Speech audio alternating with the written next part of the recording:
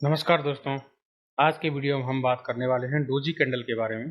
Candle sticks क्या होता है इसके बारे में हम पहले एक वीडियो में बात कर चुके हैं।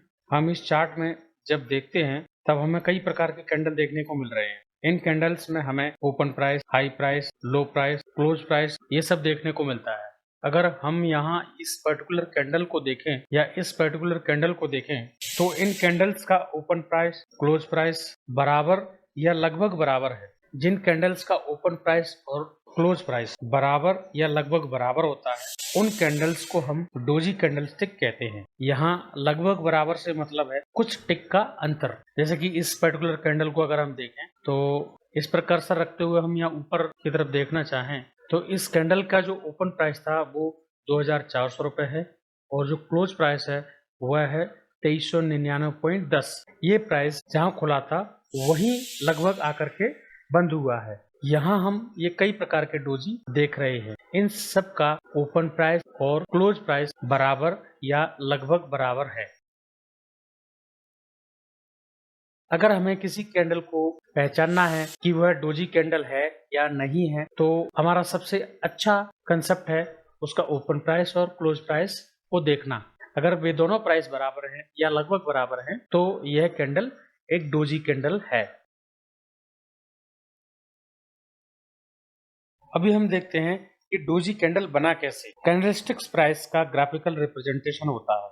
अब अगर हम पर्टिकुलर डोजी की बात करें, डोजी कैंडल कहीं भी और किसी भी चार्ट पर बन सकता है, लेकिन इसके बनने का एक स्पेसिफिक मीनिंग होता है। डोजी कैंडल बनना अपने आप में एक साइकोलॉजिकल इंडिकेशन है उस दिन के प्राइस ट्रेंड का। यहाँ अगर हम इस डोजी को देख करके दिन भर के प्राइस एक्शन की बात करना चाहें तो हम ये आसानी से पता लगा सकते हैं कि प्राइस यहाँ पर ओपन हुआ और ओपन होने के बाद यहाँ पर क्लोज हो गया, यानी कि जिस प्राइस पर वह ओपन हुआ था उसी प्राइस पर इसने क्लोजिंग दी।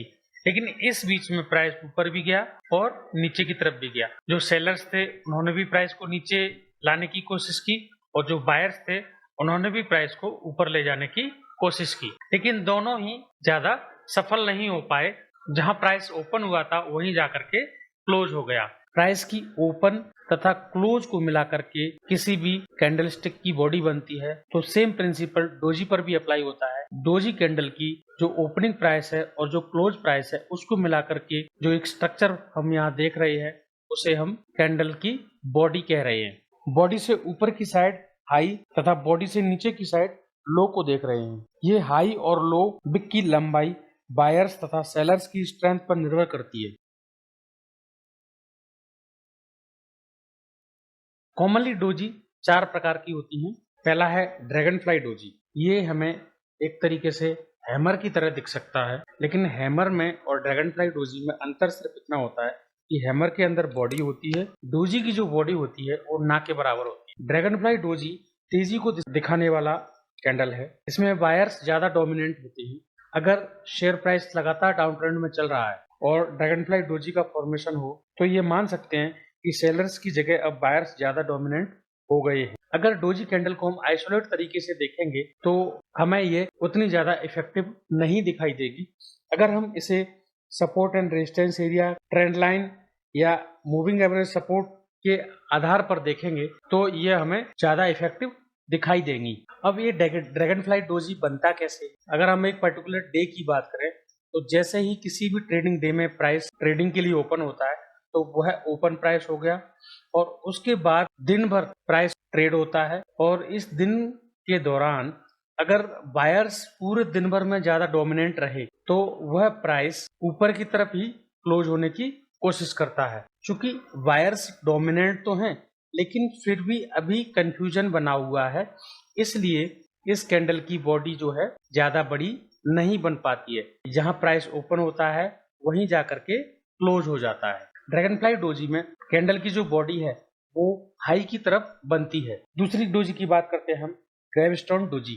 ये जो डोजी हम देख रहे हैं उसका जो बॉडी है वह लो की तरफ है, न कि हाई की तरफ। तो ऐसी डोजी को हम ग्रेवस्टोन डोजी बोलते हैं। ग्रेवस्टोन डोजी एक तरीके से शूटिंग स्टार की जैसी दिख सकती है। ये डोजी मंदी को दर्शाने वाला कैंडल है। इसमें सेलर्स ज्यादा डोमिनेंट होते हैं।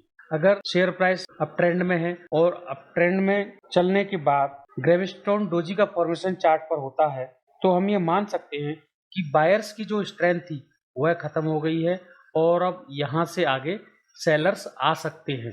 अगर ये डोजी किसी भी प्रकार के रेजिस्टेंस पर, जैसे कि horizontal support and resistance, trend line resistance या मूविंग एवरेज के रेजिस्टेंस पर बने तो ज्यादा डोमिनेंट होती है। हम इस कैंडल को देख करके ये कह सकते हैं कि प्राइस ओपन होने के बाद ऊपर तो गया लेकिन वो वापस नीचे की तरफ आ गया और वो अपने लो के आसपास ही बंद हुआ। ऐसा सेलर्स की संख्या ज्यादा होने की वजह से या सेलर्स के प्रेशर की वजह से हुआ है। तीसरे प्रकार की डोजी हम देखते हैं वह है लॉन्ग लैग डोजी या रिक्सामैन डोजी। इस प्रकार की कैंडल में जो ओपन और क्लोज से मिलकर के बॉडी बनती है वह कैंडल के बीचों बीच में बनती है। इस एरिया से हाई और लो लगभग बराबर की दूरी पर होते हैं।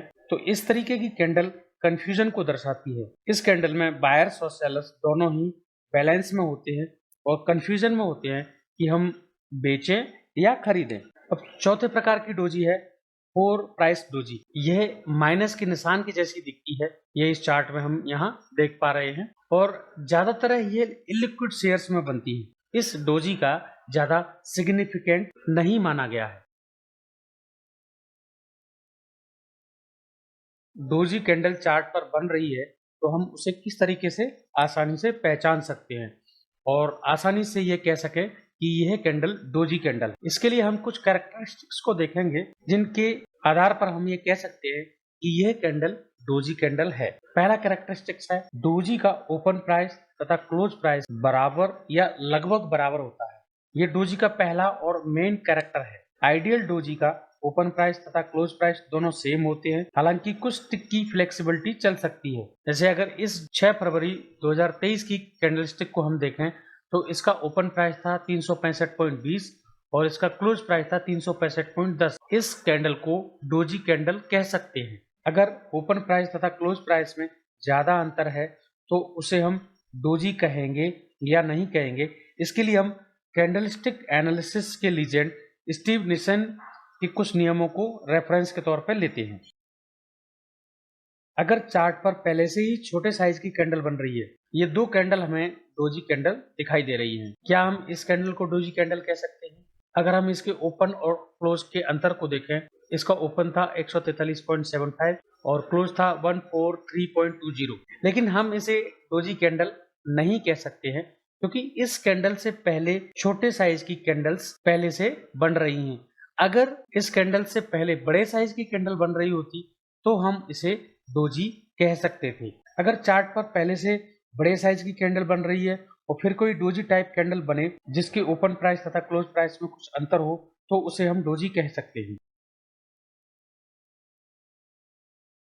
अगर मार्केट ओवरबॉट हो या ओवरसोल्ड हो और फिर डोजी टाइप की कैंडल बने जिसके ओपन तथा क्लोज प्राइस में कुछ टिक का अंतर हो तो उसे हम डोजी मान सकते हैं। अगर मार्केट किसी सपोर्ट एरिया या रेजिस्टेंस एरिया के पास हो तो डोजी टाइप की कैंडल को हम रियल डोजी कह सकते हैं। डोजी अपने आप में ट्रेंड चेंज होने का इंडिकेशन होता है। ये इंडिकेशन तभी माना जाता है जब डोजी की अगली कैंडल ट्रेंड चेंज को कंफर्म कर दे। जब डोजी अप ट्रेंड में बनती है तो ये इनडिसीजन को दिखाती है। अगर रैली में लोग कंफ्यूजन दिखाएंगे तो ये प्राइस ज्यादा ऊपर नहीं जा सकता है और कई बार वहां से नीचे आ जाता है। जब हम कैंडल स्टिक्स को यूज करना स्टार्ट करेंगे तो हम ये देखेंगे कि डोजी कई बार टॉप्स को ज्यादा अच्छे से दिखाती है बजाय बॉटम के। बॉटम में जाकर के कोई डोजी बन रही है या कहीं सपोर्ट एरिया में कोई डोजी बन रही है, उस डोजी के साथ हमें कुछ दूसरे कैरेक्टरिस्टिक्स भी देखने पड़ेंगे या कुछ दूसरे इंडिकेशंस भी देखने पड़ेंगे जिससे कि हम ये कंफर्म कह सकें कि अब ये बॉटम बन रहा है। लेकिन टॉप के मामले में ऐसा नहीं है। केवल अकेली डोजी का इंडिकेशन ही ये बता सकता है कि अब जो वायर्स थे वो थक चुके हैं और यहाँ से सेलर्स हावी हो सकते हैं। डोजी का मतलब इमीडिएट प्राइस रिवर्सल नहीं होता है। डोजी हमें यह बताता है कि प्राइस वल्नरेबल है और ट्रांजिशन पॉइंट के आसपास है।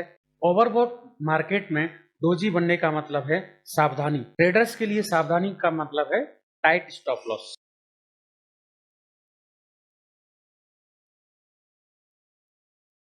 अब बात आती है कि डोजी के जरिए हम पोजीशन कैसे बना सकते हैं।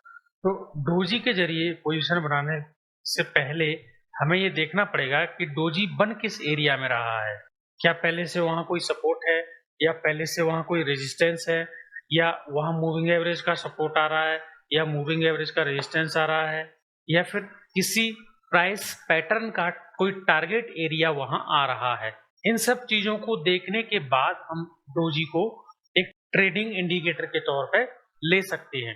जैसे कि ये निफ्टी का चार्ट हम देख पा रहे हैं, तो ये लगातार डाउन ट्रेंड में अभी चल रहा है और लगातार डाउन ट्रेंड में चलने के बाद इसने यहाँ एक डोजी पैटर्न बनाया। तो इस डोजी पैटर्न को ट्रेड करने के लिए हमें इस कैंडल से पहले वाली कैंडल को देखना पड़ेगा। यानी कि अगर मैं इस डोजी के बेसिस पर ट्रेड लेना चाहूं तो मुझे सबसे पहले देखना पड़ेगा कि क्या ये एक सपोर्ट एरिया है या प्राइस पैटर्न में कहीं किसी सपोर्ट जोन में है। तो इसके लिए मुझे पहले वाले सपोर्ट एरिया ड्रॉ करके रखने पड़ेंगे। यहाँ हमें लगभग ये सपोर्ट एरिया बनते हुए दिखाई दे रहे हैं। तो इस डोजी के हिसाब से अगर मुझे डिसीजन लेना है तो सबसे पहले मैं इस डोजी से पहले वाली कैंडल को देखूंगा और इस कैंडल के हाई को मार्क कर लूंगा। जब ये निफ्टी का प्राइस इस एरिया को यानी कि जो इससे पहले वाली कैंडल है उसके हाई को ब्रेक करेगा तो मैं इस डोजी को ट्रेड करूंगा और इस डोजी के नीचे का एक स्टॉप लॉस रखूंगा। लेकिन अगले ही दिन इसने फिर से एक डोजी पैटर्न बनाया और प्राइस अपने इस हाई एरिया को ब्रेक नहीं कर पाया।